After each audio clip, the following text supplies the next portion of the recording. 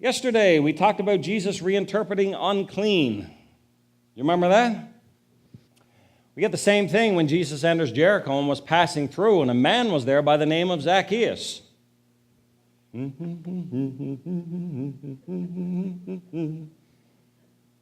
know the song?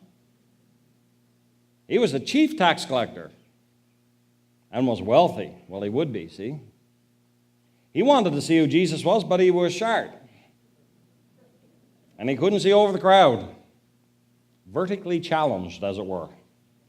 So he ran ahead and climbed a sycamore fig tree to see him, and since Jesus was coming that way, when Jesus reached the spot, he looked up and said, Zacchaeus, come down immediately. I'm going to stay at your house today. So he came down at once and, get this, welcomed him gladly. All the people saw this and began to mutter. That's a great word, isn't it? That's one of the gifts the church got too, isn't it? Muttering. Like something running away from his gas. I had a skidoo who used to do that in the winter when she'd get a bit of water in her gas and you'd pull her over. You know what that's like? You pull her over and she'd start. She just wouldn't go anywhere. And when you give her any gas, she float out. Right? That's a picture of some believers. They mutter, they start, but they don't go anywhere. That's what they do, they mutter. Some of the pastors here are being blessed. People saw this and they began to mutter, he's gone to be the guest of a sinner. Zacchaeus stood up and he said to the Lord, look, Lord, here and now I give half my possessions to the poor. If I've cheated anybody out of anything, I will pay back 4 times. And Jesus said, today salvation has come to this house because this man too is a son of Abraham. For the Son of Man came to seek and save that which was lost. There's Jesus again saying his mission statement, and I want you to hear me again really clearly and on video. If our local assemblies are about anything other than that, we are not about the mission of Jesus. We become about self-preservation. But Jesus was about seeking and saving the lost. That's what he came for. Now, the chief tax collector would have had a circle of other Jews working for him, taking a cut of their profits too. So the chief tax collector had a pile of tax collectors, so as all these tax collectors took you moose in the fall, he got a cut of all their moose. So he gets even richer. So Zacchaeus was even more despised than Matthew. And we made a little song out of it. Zacchaeus was a wee little man, and a wee little man was he. Right? And that's all we thought about it. Jesus called short people. Now that's great news for some of you. But it's not the point of the story. Is it? That's all I ever thought it was. He was short. But you know why? Listen, when you read the Scriptures, you have the author of the Scriptures living inside you. You know this? I like to tell the students, this is not like reading Shakespeare. Thank God he's dead. He can't write no more stuff to torment us with. Well, when you read the Scriptures, listen to me now, because you all do your devotions, I know, especially you older ones, you read the Bible, you have the author of the Scriptures, not the human portion, but the Spirit in you. You need to stop and say, Lord, make this plain and clear to my heart. But when you got questions, stop and pray and say, what do you mean here? Why did you put that in there? Now, there's details in the Bible, and most of them are really, really important, and we miss them. So we see here that Zacchaeus was a wee little man, he's a short fellow, and he actually climbed up a sycamore tree to see Jesus. You ever wonder why that stuff is there? Because they didn't need to say it. Zacchaeus worked hard to get to see Jesus. He pushed through. Some of us got to do that. He actually climbed up the trees like the woman with the issue of blood. Man, she crawled through because, man, remember now, in that culture, women were property by and large. I don't know if you realize that, but they were. Women were mostly property in that context. A man could divorce his wife easily. All he had to do was say, I divorce you, I divorce you, I divorce you. Nobody stopped him by the 3rd time. You were done. Now, you couldn't divorce Skipper no matter how crooked he was. But all you had to do was burn the toast and he could start.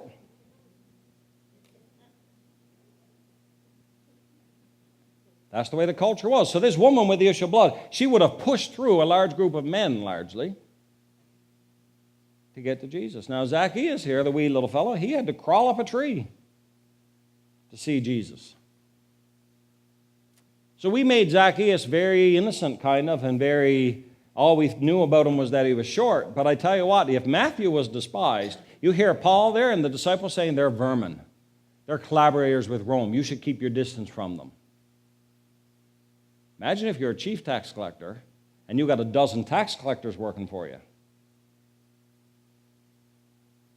So I had to entitle this one, Jesus Calls a Pimp. Jesus entered the city and was passing through, and a man was there by the name of Vincent. He was a pimp in charge of many women, and he was wealthy. He wanted to see who Jesus was, but because he was short, he could not see over the crowd, so he ran ahead and climbed a street sign to see him, since Jesus was coming that way. And when Jesus reached the spot, he looked up and said, "Vincent, come down.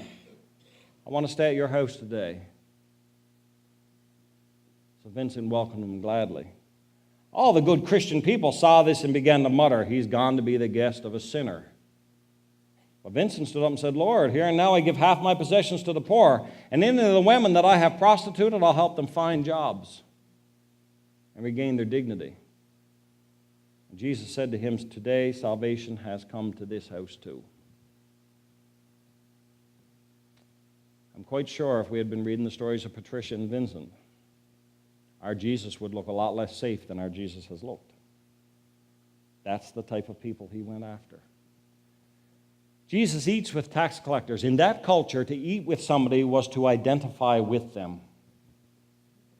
It's a bit different now. We can eat with people and we're basically sharing a meal, but there's still a bond created. When you invite somebody into your home or you agree to go to somebody's home, you know you're going to share some fellowship. That culture was even a higher level of that. When you ate with somebody, you were saying, I am glad to be in their company. I am connecting with them. That's why the Pharisees wouldn't eat with a Gentile. You see, Paul challenges Peter on that, if you know your New Testament. Because he stopped eating with Gentiles, because it's to identify with them. Jesus identifies and eats with the very worst he can find. Why would Jesus risk scandal as a good man by identifying with the equivalent of today's pimps or homosexuals? And this comes down to our reputation. And now hear me clearly, because I'm a teacher of balance. I'm not talking about being stupid. Men, women, we can put ourselves in compromising positions that there is no need of. Right? I am not talking about that. But I am saying that there are times when we would not reach out to people who greatly needed our help because we didn't want to damage our reputation, when in fact our reputation wouldn't have been hurt at all. So I'm not talking about being stupid in terms of sexuality. I'm not talking about being unwise. I myself in ministry, I'm very careful about who I'm alone with. These types of things. That's just being smart. But I'm talking about the reputation that's not based actually on anything but pride.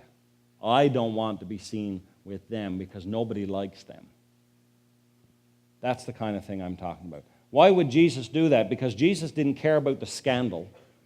He cared about the scandalous. He was willing to have people say very negative, harsh things about him to reach out to the one who needed them. Now, what I've realized painfully in my own life is that if I want to be a proper follower of Jesus, I got to be willing to do the same thing, or I'm just pretending. We have to be willing to be associated with people that when we do, others will look at us and say, "I can't believe they're with them. Sure, they're Pentecostal." I wish to God we could get to the place in this province where when you embrace the unclean, somebody looks at you and says, "Well, naturally you did because you're a Pentecostal. Naturally you're with the addicted." That's what Pentecostals do. Naturally, you're showing love to the gay and lesbian community because that's what Pentecostals do. Naturally, you're with the person who's been 3 times divorced. Naturally, you're sitting with the person who's beaten up their kids and had them taken from them because we know that's what Pentecostals do. That's the kind of people you are. Wouldn't that warm your heart? That would warm the heart of God. I don't know if you know this or not, but we have a massive sex trade right now that's ballooning in St. John's. Because with money comes problems. We were in many ways better off poor. But the CBC has reported on it, NTV has reported, we have a big booming sex trade tied to the oil industry in St. John's. And we get not just girls going in to look to make a profit, but we are getting trafficking going on there as well. And I'm praying to God that God is going to release men and women who are willing to go down and risk their reputation and be friends of sinners and walk with these women and men and rescue them. But if I had too many students show up downtown or on George Street, because I'll tell you what, for all the fun and games goes down on George Street, I've walked George Street. I like to do that after YC. Walk down George Street about 2 o'clock in the morning. And you know what you see? Misery. A lot of misery. See people drunk, sick, crying, lost. And I'm believing God is going to send the first of my students down to George Street to embrace the unclean. I am. I'm believing for it. And to work with the sex trade. Not in the sex trade, with. But you know what I anticipate? You know where we're going to get the most pushback when the first number of students do that? You know who's going to grumble? The church. So that's why when I'm training students, I'm making them tough. Aren't I, Matthew? Yes. Because tell you what, if you're going to be a follower of Jesus, that's what it looks like. That is what it looks like. One more. The Jesus who runs. Is the Lord speaking to your heart so far? I sense He is. His presence is here. Now all the tax collectors and sinners were gathering around to hear Jesus. See how they use that in the same phrase? Tax collectors and sinners, they're the same thing. But the Pharisees and the teachers of the law muttered, "This man welcomes sinners and eats with them." So Jesus tells 3 stories. And the point of the stories is to illustrate how excited God gets when a sinner comes home. We're at a sad place in our history now where we can almost see somebody come to the altar and we hardly even notice. Have you noticed that? A sinner will come to the altar and the pastor will have to say, "Would somebody come up and congratulate them?" But I need you to know that when a sinner comes home, heaven breaks out in a party. Even if we're too carnal to do it, the angels dance when a sinner comes home. So Jesus tells 3 stories. We like this one in a song. Suppose one of you has 100 sheep and loses one of them. Doesn't he leave the 99 in the open country and go after the lost sheep? And when he finds it, he joyfully puts it on his shoulders and goes home. He calls his friends and neighbors and says, "Rejoice with me, I found my lost sheep." I tell you that in the same way, there is more rejoicing in heaven over one sinner who repents than 99 righteous persons who don't need to repent. Possibly a little bit of sarcasm there. Or supposing a woman has 10 silver coins and loses one. Doesn't she light a lamp and sweep the house and search carefully until she finds it? And when she finds it, she calls her friends and neighbors together and says, "Rejoice with me, I have found my lost coin." In the same way, I tell you, there's rejoicing in the presence of the angels of God over one sinner who repents. I feel to stop and tell you now that some of you have been impacted by the Spirit of God this week, and you're sizing up your own friends, your circles, and you're thinking, "Well, Lord, there's not much I can do." But these stories tell me you can reach one. One. And there'll be rejoicing in heaven. Let me challenge you with this question, too, while I'm thinking about it, which somebody asked me a number of years ago, and I was ashamed to admit I couldn't answer. Can you name 5 good non-Christian friends? Because when I got asked, I couldn't do it. And then the speaker said, if you don't have 5 non-Christian friends, who is it you're winning to the kingdom? You win people by walking with them in life. Now that should prick some of your hearts right now. Do you have 5 good non-Christian friends?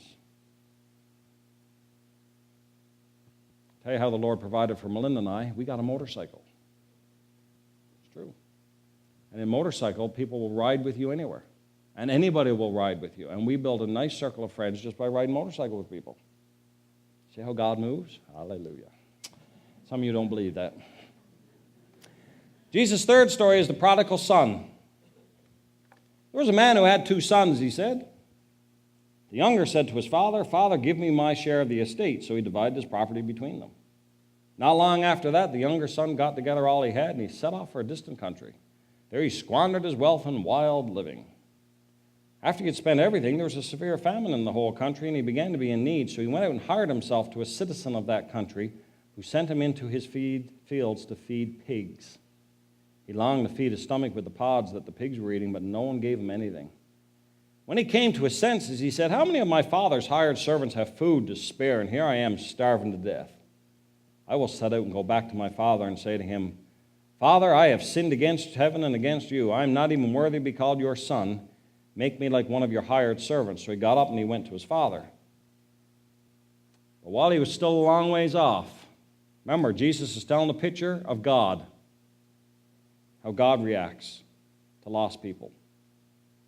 While he was a long way off, his father saw him, was filled with compassion for him, and he ran to his son, threw his arms around him. King James, you say, he fell on his neck. Well, that would have been hurtful. And kissed him. The son said to him, Father, I have sinned against heaven and against you. I am no longer worthy to be called your son.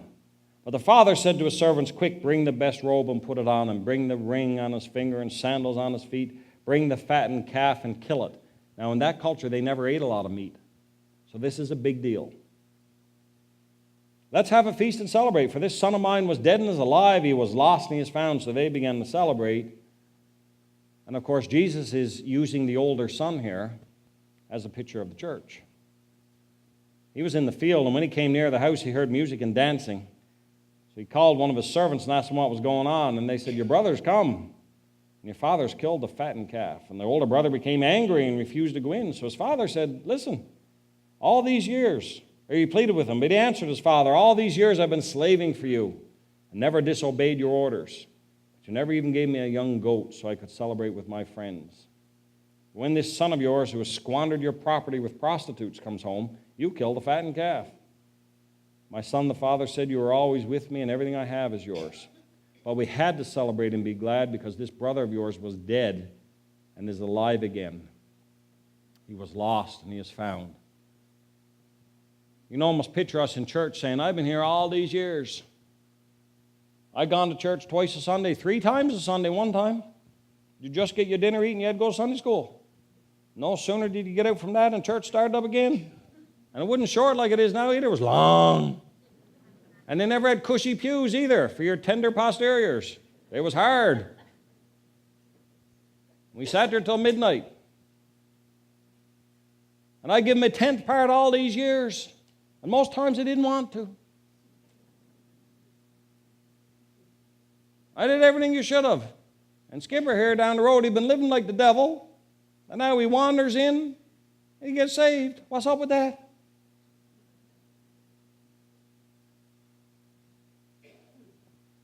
The grace of God is a strange thing, isn't it? We can live faithfully for God all of our lives, and a man can live like the devil. And in his last breath on his deathbed, we believe he can say, God, be merciful to me, a sinner. And he could sit next to you at the banquet.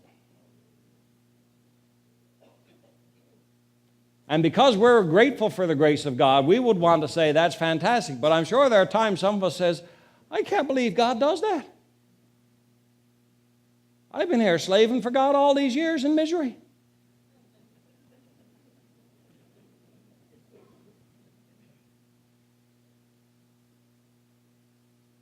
And that's what the older brother did. I like this, because this is, can I say this? I quoted this a while ago. Jesus did not come to make bad people good. That's kind of been our theology, but he never came to make bad people good. He came to make dead people alive.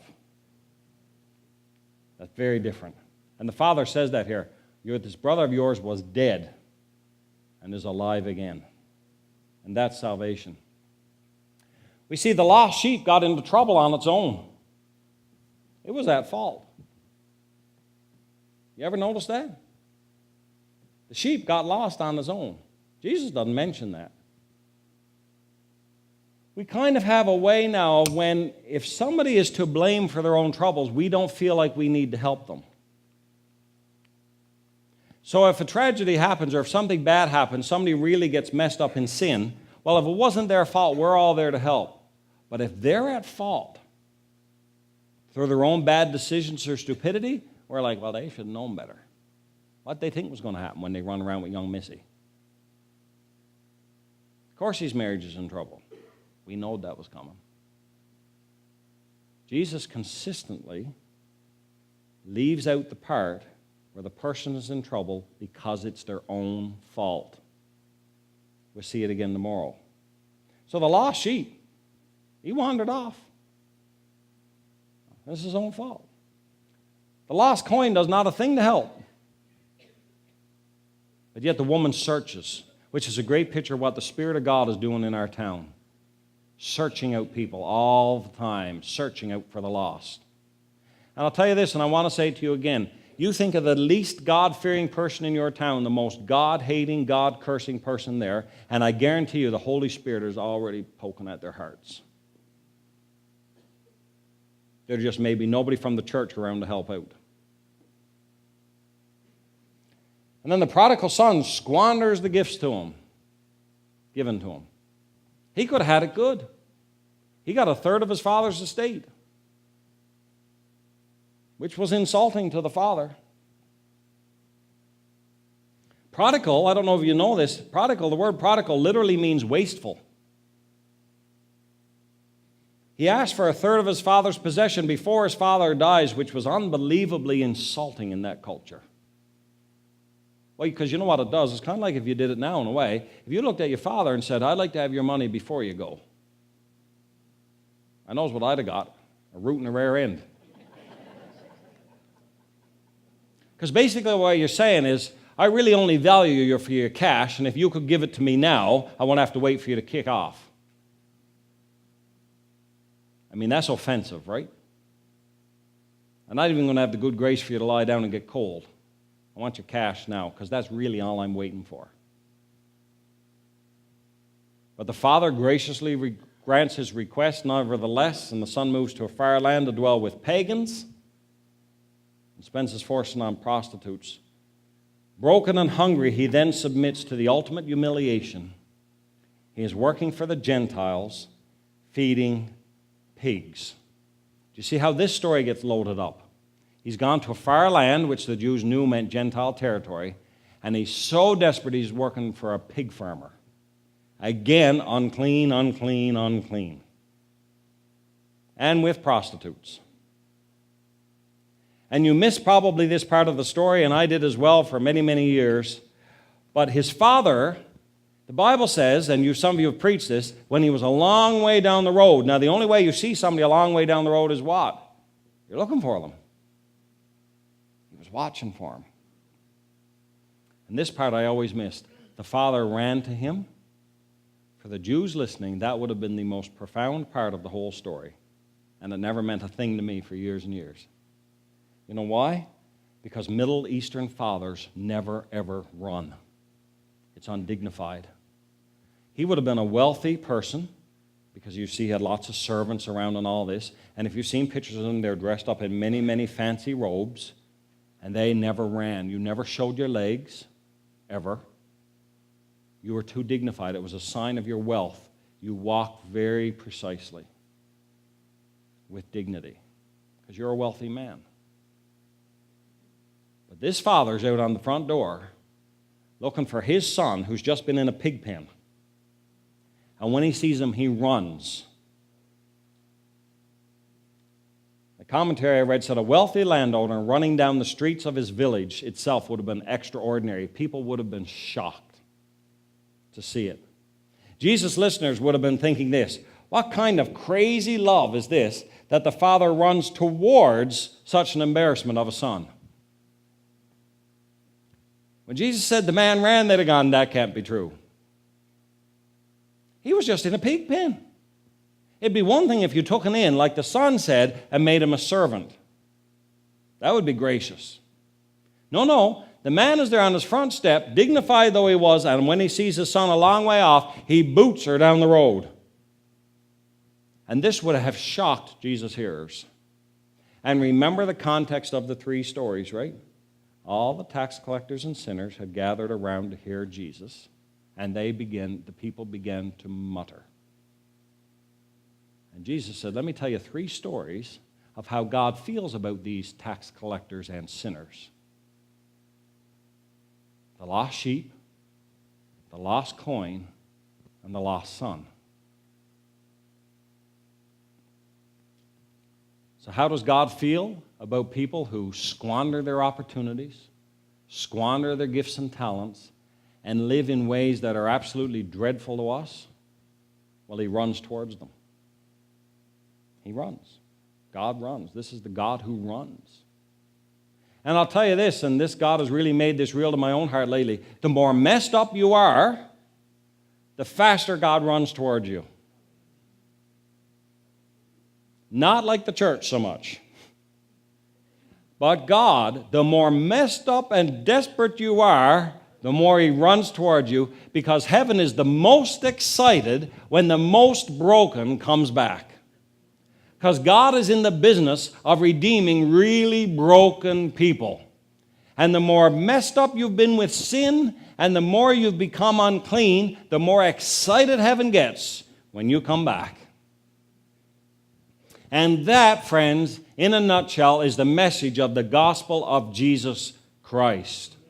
That the more messed up you are, the happier heaven gets when you come back. But if that is not the message of the gospel that our towns have been hearing from us, then we've not been faithful to the gospel. Because what happens to us so often is we were the son, but now we're the older brother. And God always keep us in the mindset of the prodigal and picture the God who runs towards us. God isn't just willing to forgive sinners. He's passionate about it. I want you to picture a God who gets excited when he gets to forgive a sinner. And I'll end with this version of it. This is really applicable to our time right now. The prodigal son in 2015. All the homosexuals and the homeless and the drug dealers and the sex workers and the meth addicts and the convicted child pornographers came to Jesus to listen to him. But the sanctified Christians muttered, "This man welcomes sinners and eats with them." And Jesus said, "There was a man who had 2 sons. The younger one said to his father, 'Give me my share of the estate.' So he did. The younger son gathered all that he had been given, set off for a distant country where he became involved in Islam and became a faithful Muslim. After some time, there was a war in his area, and desiring to be a good Muslim, he joined ISIS with the intent of killing infidels, Christians specifically. But life with ISIS wasn't what he expected, and he soon tired of the violence, the killing, and the legalism. When he came to his senses, he said, 'How many of my father's hired workers are loved and appreciated, and here I am dying from hatred. I will set out and go back to my father.' And while he's still a long ways off, his father saw him and was filled with compassion for him and ran towards him."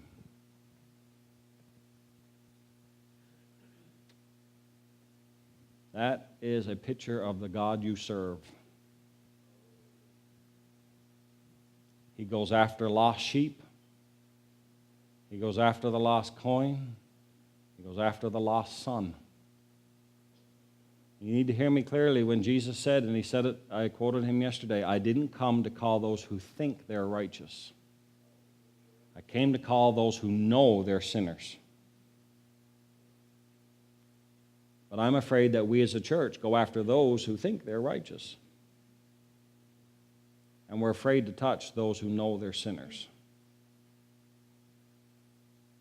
And I'm afraid that the gospel we've shown does not always look very much like this one. The God who runs. The God who runs. This is a Jesus who took Matthew by the hand, called Zacchaeus down out of a tree, and then runs towards the broken. Now, if you're here and you're a follower of Jesus, that's what you're supposed to look like. That's what we're supposed to look like.